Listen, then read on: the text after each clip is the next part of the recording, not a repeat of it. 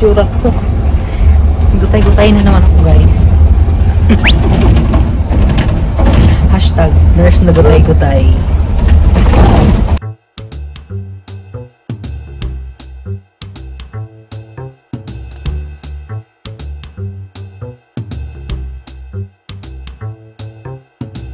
So, dito ako ngayon sa ambulance, as you can see.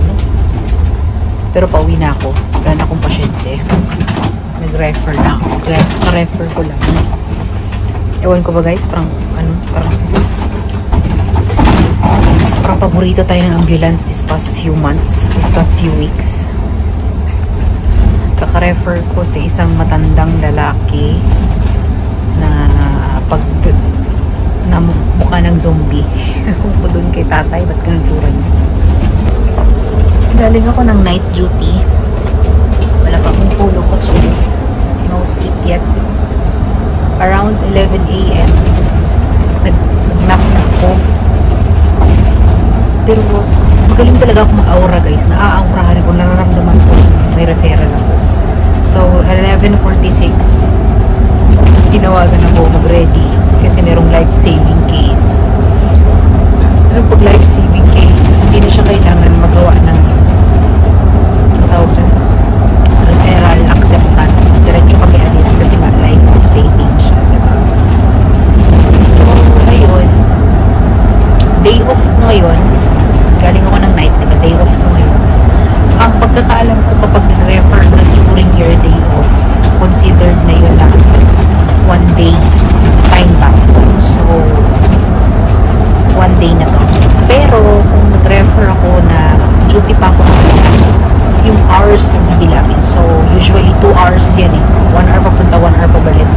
So kailangan ko mag-accumulate ng 8 hours para ma-complete ng 1 day. 2 hours na ako nag-refer, 1 day kagad ko kasi off ko.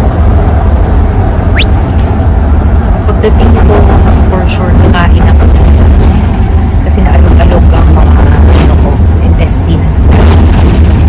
Buti na lang nakalaban na ako. Nakalaban naman na ako. Plano ko sana, matutulog ako. Tapos puputulin ko yung tulog ko. Magigising ako ng mga 3. Hindi. Sa lagay na to, nauuwi ako siguro 3 ako matutulog. Tapos gabi na ako nito magigising. Good luck sa duty ko bukas. Yun ang hirap talaga pagkalikan. Night off. Tapos well, anyway. God is good. So, I'm home na. Tingnan natin. Nandun na yung mga food eh. Sure ako. Yung lunch nandun na yun sa table. So, kunin na lang natin yung lunch natin diretso. And then we will eat.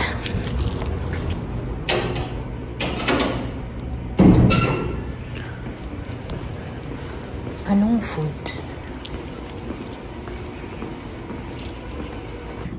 Presenting the super hyper energetic Caroline! Tugs. Laban ka sa energy ko. Laban guys sa energy ko guys. Alam nyo ba, nung nandun ako sa ospital kanina, mag-refer. Hala, yung Bible ko guys. Inaalikabok na. Basa nga tayo mamaya. Anyway, nung nandun ako sa hospital, yung tuhod ko nanginginig. Ewan ko, siguro sa gutom tsaka sa antok. Kasi nga, di ba galing ako ng night duty.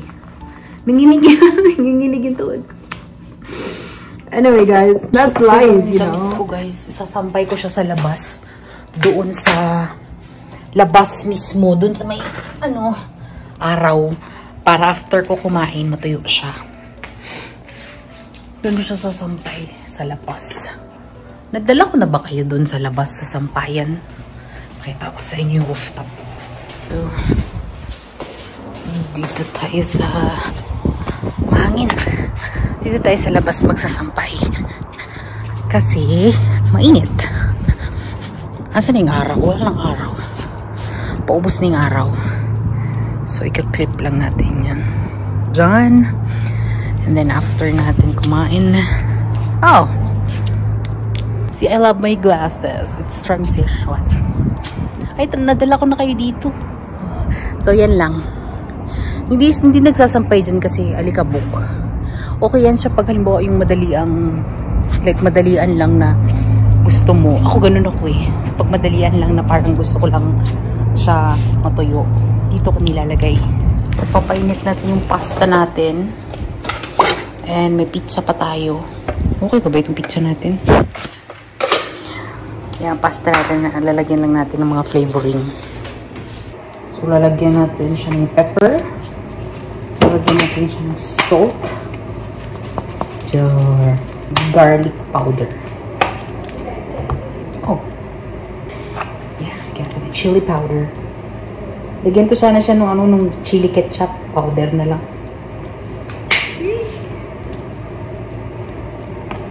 Ay, painit ko. Painitin na lang din natin to guys para may laman-laman yung pasta ko. Yum! Siya guys. Ang aking food. Ito. Kain tayo. One eternity later. Hello guys. Good morning. Kain tayo. It's literally good morning. It's 4 in the morning. 4 a.m. na. And I slept for 11 hours. So, hindi ko alam kung saan tayo nag-end sa last vlog ko. Pero ang alam ko, ang last vlog ko, sabi ko, kain tayo. Yun yung sabi ko, lunch time yun. So, nakatulog ako ng mga around 4 a.m. Yeah, I think 4 a.m. ako nakatulog. 4 p.m. ako nakatulog. Kasi nakarating na ako ng 2. Diba? 2 na ako kumain nun eh. So, ito na yung lunch ko kanina na kinuha ko na hindi ko kinain. Ito ang kakainin natin ngayon. So, mas lalong hindi matatrain yung ating cooking skills dito guys kasi hindi ko kailangan magluto. Yung iba naman, nagluluto sila. Pero kasi, madali kasing masatisfy yung sikmura ko guys. Madaling masatisfy yung sikmura ko. So, kahit ano yung binibigay sa akin, pag hindi ko man gusto, nire-retoke ko. Masipag ako mag-retoke. Tapos hanggang sa makuha ko na yung gusto kong lasa. Tapos kakainin ko na. Walang nasasayang sa akin. So, painit natin to ha. Painit ko yung chicken ko. Ito yung gusto ko na part ng chicken. Yung tsaka yung yan. Hindi ko alam anong part yan. Painit din natin to. Ano to eh? Nilagang tawag na? Eggplant. So, at least may gulay tayo.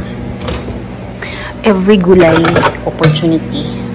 We have to eat gulay. Pero lalagyan ko siya ng asin. Kasi minsan wala siyang lasa. So, asin natin siya. Lagyan natin siya ng konting pepper. Itong pepper ko guys, natatawa ko. Ewan ko, yung binili ko kasi yung buo-buo. Yung malalaki. Pero usually, yung binibili ko ground pepper. Hindi yung ganito buo-buo. Anything for mura. At bubuksan natin ngayon yung ating ginger powder. Ginger is luya, no?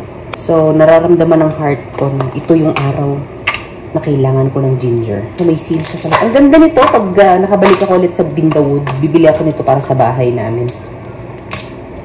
Pero pala, ano pala guys, no? Wala na pala akong planong magpa-box. Ang hirap, hihirapan ako magpa-box dito sa area ko.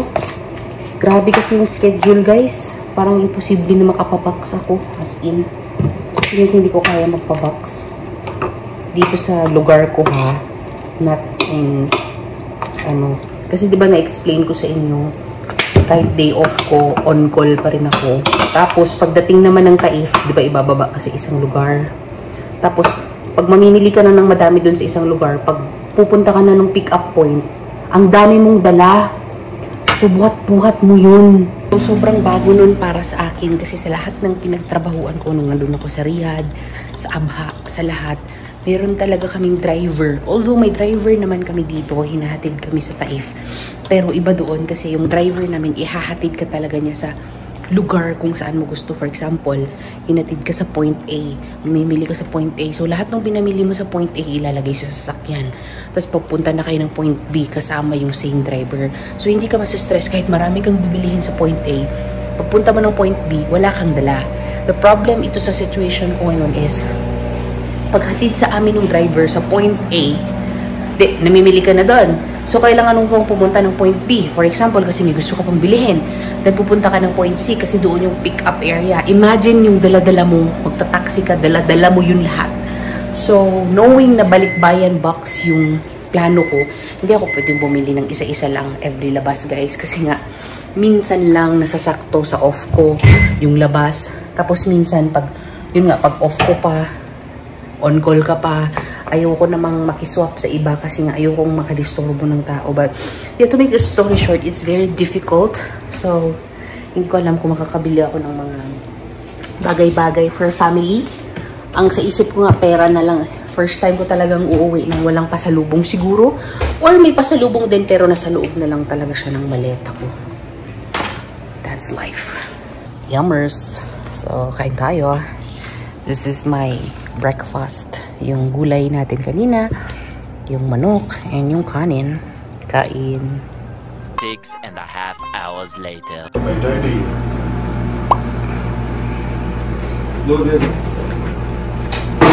You like. Thank you. Shukran. Dito din labas. Change. Yung ano ko, letters. Ang liwanag ng kwarto ko. Ang liwanag ng room ko, guys. Yung letters ko na dirty ng shoes. Punasan ko muna to. Magwalis nga ako. Tignan niyo yung itsura ko, guys. Bagong ligo kasi ako. So, kinlose ko yung hair ko ganyan. Kaya para hindi siya mabighani sa itsura ko. So, punasan ko na lang ito isa-isa.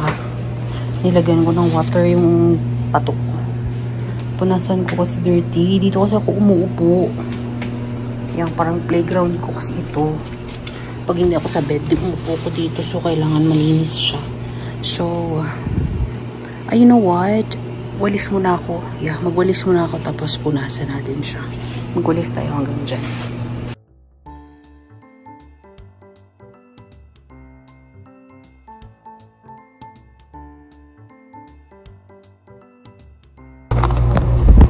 Dumi pala yung, guys, yung sahig. Linis ko naman ito bago ko dilapag.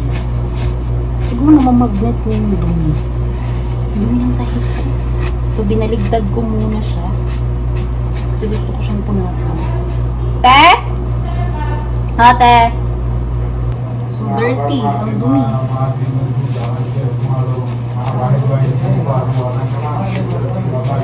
Dus na pala. Tingnan niyo. Nagmamadali na lahat ng tao. Alas 2 na kasi. Pati ako, pang nakakain. Usually, ang plano ko yan, 1:30 ako kumakain. Like, before duty kasi. Ano yun, nood. Anyway, naligo naman na ako. Naayos ko na rin yung bag ko, yung baon ko. Naayos ko na. Madali na lang to. Napalinis tuloy ako wala sa oras.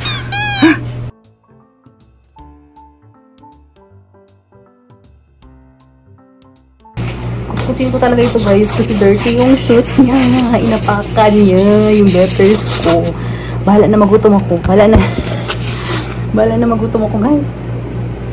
Inapakan niya yung mat ko, guys. Sana pala inalis ako. Siyempre, ang dumi nung paan ng shoes nila kasi sa hospital yun. Hospital maintenance. Kaya dito ko humihiga, di ba? Humihiga, ano-ano. Dito ako nagpa-plansya actually. Sa higa ako nagpa-plansya. Ano po asap mag-plansya sa sahig. Mas madali mag-plansya dito. Tapos nalalagay ko yung phone ko ba? Napa-flat ko yung phone ko.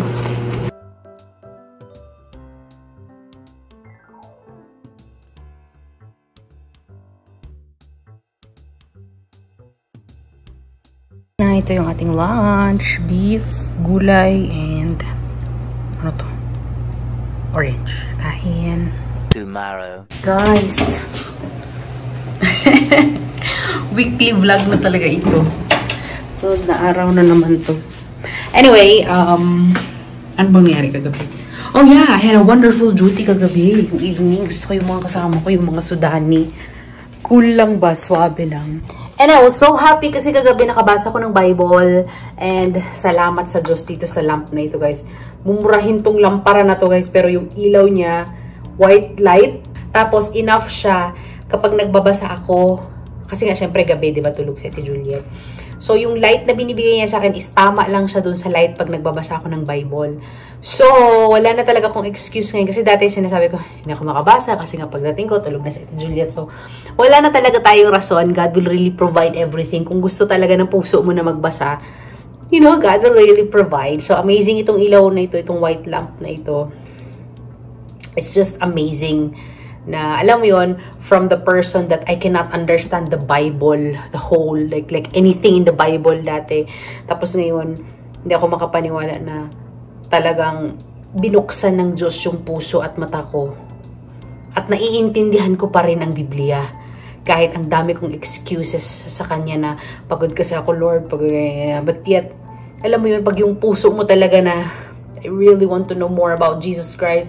I really want to know everything about you, Lord. Touch my heart, everything. Tas magugulat ka after mo binasa, parang, whoa! The message is like, unbelievable. Anyway, share ko na lang bago ko i-close yung vlog ko. Ang message na na-receive ko kagabi sa devotion ko while I was reading the book of Matthew. Matthew 12 ako, is that, as a human being, nagda-doubt tayo sa buhay natin, di ba? And kesa kimkimin natin yung mga doubts natin kung ba't nangyayari ito, ganyan sa buhay natin. It is much better to directly pray sa Panginoon and speak your heart out sa Kanya. So, yun lang yung na-receive ko na message kagabi. Mas maganda pala talaga na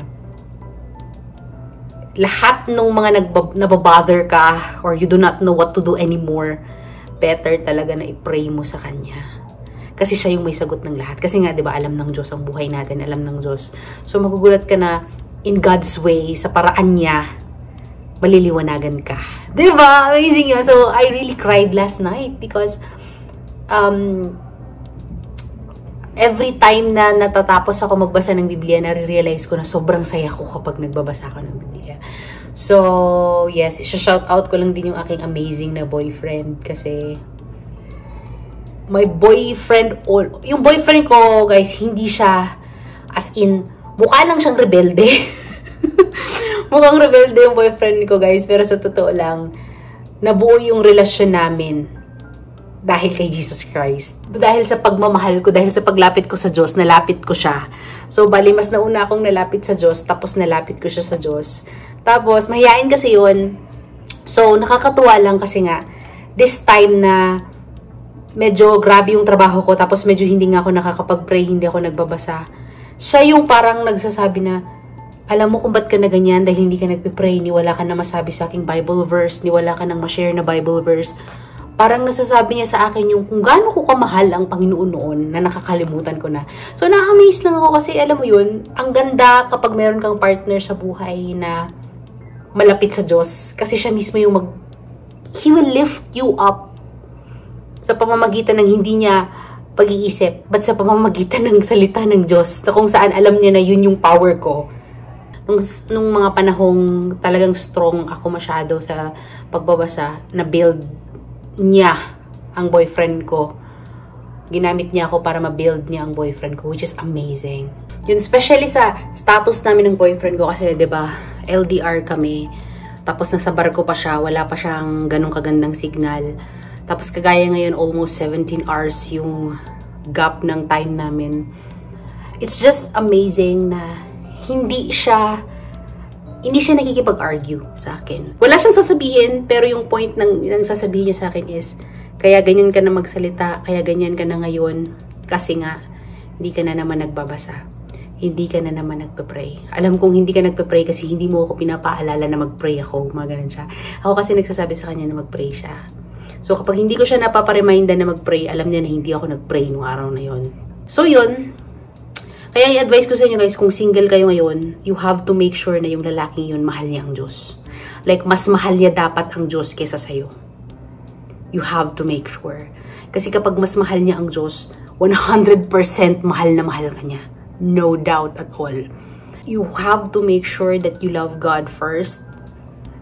Kasi it is assured na magiging mahal mo ang magulang mo, mahal mo ang trabaho mo, mahal mo ang kapatid mo. You know, everything will be on the right position kasi nga meron kang mahal na kontrolado ang lahat ng gusto mong mahalin. You get it? That's good, right? yun lang guys, na-share ko lang yung aking spiritual life. Because, sobrang saya ko kapag nakakabasa ako ng Biblia. The word. Thank you very much guys for watching this video. If you're new to my channel, don't forget to subscribe to my channel and like this video. Maraming salamat sa walang sawang panonood. And remember to keep safe all the time and God bless you all. Okay? Bye! Maraming salamat.